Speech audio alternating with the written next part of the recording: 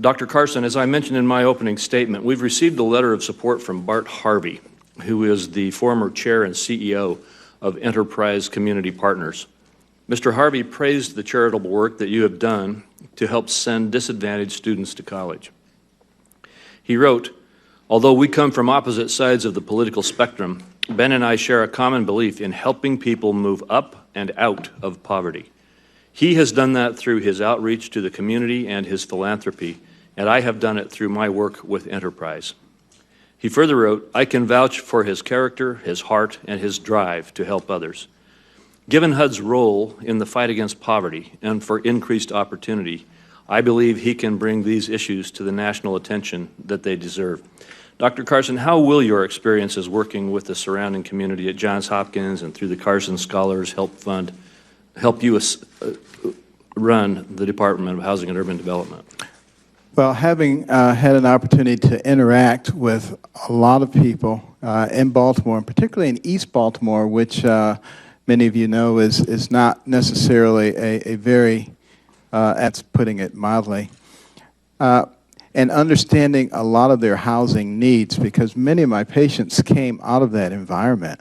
An environment where I saw children with pica, with lead poisoning chronically, and what that did to them intellectually, what it did to them medically.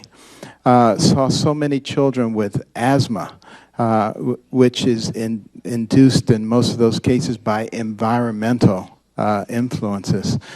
And recognizing that if we can give those people hope, then they can move out of that situation. But giving them hope starts with giving them a safe and a productive environment. And understanding that and understanding create those environments is something that I think is going to make a very big difference.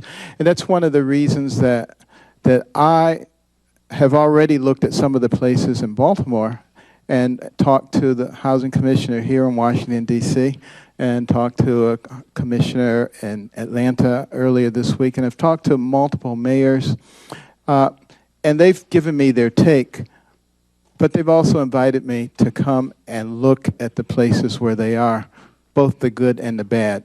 Those are things that I intend to do, not only early on, but continually throughout the process, because I believe there's a constant learning process. And my goal is to get everybody into a decent position, 100% of Americans.